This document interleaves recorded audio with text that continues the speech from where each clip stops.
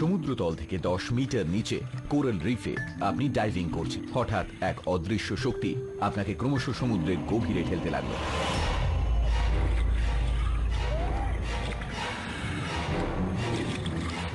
একে বলে ডাউনওয়েলিং এবং এর ফলে মুহূর্তের মধ্যে ইচ্ছের বিরুদ্ধে আপনি 45 মিটার নিচে নেমে গেলেন।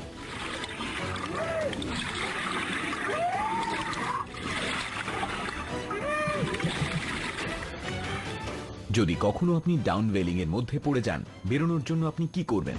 আপনি কি এ ওজন কমাবেন, ট্যাঙ্ক খুলে ফেলে দ্রুত উপরে উঠে আসবেন?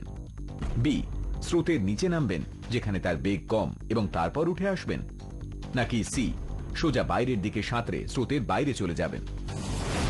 এমনটা হতেই পারে যে আপনি আগে কখনো এই অদ্ভুত স্রোতের ব্যাপারে শোনেননি। তো এটা আসলে কি? সমুদ্রের দুই স্রোত যেখানে মেলে সেখানে ডাউনওয়েলিং সৃষ্টি হয়। এর ফলে একটি স্রোত সমুদ্রের নিচের দিকে বেঁকে যায়। ডাউনওয়েলিং সৃষ্টির কারণ হতে পারে জলের প্রবাহ, সমুদ্রের জোয়ার, জলের তাপমাত্রার তারতম্য। আপনি যদি সমুদ্রের উপরে সাঁতার কাটতে চান তাহলে ডাউনওয়েলিংটা আপনার না বোঝারই কথা। ডাইভাররা জলের দুই স্রোতের মাঝামাঝি জায়গায় চলে এলে ডাউনওয়েলিং অনুভব করতে পারেন। ডাউনওয়েলিং কারেন্টের মধ্যে পড়ে গিয়ে আপনি যদি সাঁতার কাটার চেষ্টা করেন, মনে হবে আপনি একই জায়গায় দাঁড়িয়ে সাঁতার কাটছেন। এতে আতঙ্কিত হওয়ার সম্ভাবনা আছে। তো এই হলেন আপনি। স্রোতে ভেসে চলে যাচ্ছেন ক্রমশ নিচে। তো এই বিপদ থেকে কিভাবে বাঁচা সম্ভব বলে মনে হয়? যদি আপনি সি অর্থাৎ ধারের দিকে সাঁতার কাটার সিদ্ধান্ত নেন, তাহলে এই বিভীষিকার হাত থেকে বেঁচে ফেরা সম্ভব। এই স্রোত সাধারণত কয়েক মিটার চওড়া হয়, তাই ধারের দিকে সাঁতার কাটলে স্রোত থেকে বেরিয়ে আসা সম্ভব। শক্তিশালী ডাউনওয়েলিং থেকে বাঁচতে হলে ধারের দিকে সাঁতার কাটাই একমাত্র উপায়, যদি তার ভিতর থেকে উপরে না ওঠা যায়। কিন্তু ট্যাঙ্ক খুলে ফেললে কি উপরে উঠতে সুবিধা হবে না?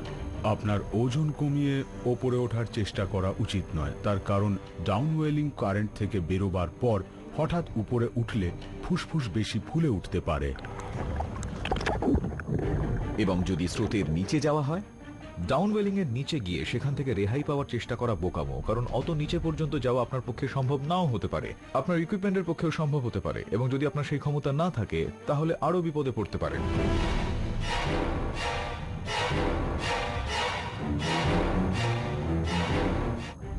ডাউনওয়েলিং আদতে এক ভয়ানক অভিজ্ঞতা হলেও বেঁচে ফেরা কিন্তু অসম্ভব নয়।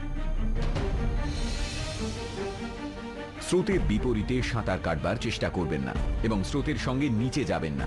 স্রোতের বাইরে না বেরোনো অবধি পাশের দিকে সাঁতার কাটুন, তারপর চাপ কমাতে কমাতে উপরের দিকে উঠুন।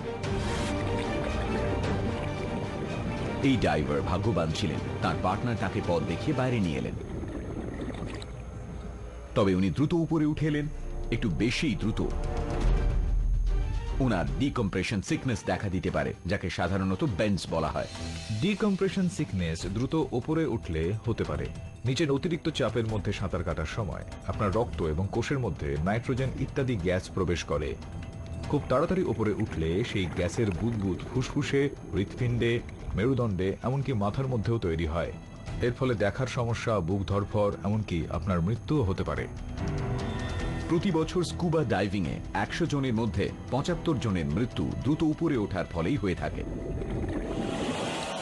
তো আপনারও যদি এরকম বিপজ্জনক লক্ষণ দেখা দেয়, আপনি কি করবেন? এ যত বেশি সম্ভব বিশুদ্ধ অক্সিজেন নেওয়ার চেষ্টা করবেন? বি দুটো অ্যাসপিরিন খেয়ে ঘুমিয়ে পড়বেন? নাকি সি আবার জলের নিচে গিয়ে শরীরে চাপের সমতা ফেরাবেন? দীর্ঘদিনের ডাইভিং অভিজ্ঞতা বলে এ বিশুদ্ধ অক্সিজেন গ্রহণ করলে এই সমস্যা কাটিয়ে ওঠা সম্ভব। ডিকম্প্রেশন সিকনেস কাটিয়ে ওঠার জন্য সেরা চিকিৎসা হলো খুব দ্রুত 100% বিশুদ্ধ অক্সিজেন গ্রহণ করা। প্রাথমিক চিকিৎসা এভাবেই সম্ভব হয়। আপনার শরীরকে ডিকম্প্রেশন থেকে মুক্ত করতে একমাত্র উপায় হলো পুনরায় তাকে রিকম্প্রেস করা। এতে চাপ বাড়বে, অতিরিক্ত অক্সিজেন ভিতরে যাবে এবং আস্তে আস্তে 6 থেকে 8 ঘন্টার মধ্যে শরীরে জমে থাকা বুদবুদ বাইরে বেরিয়ে যাবে।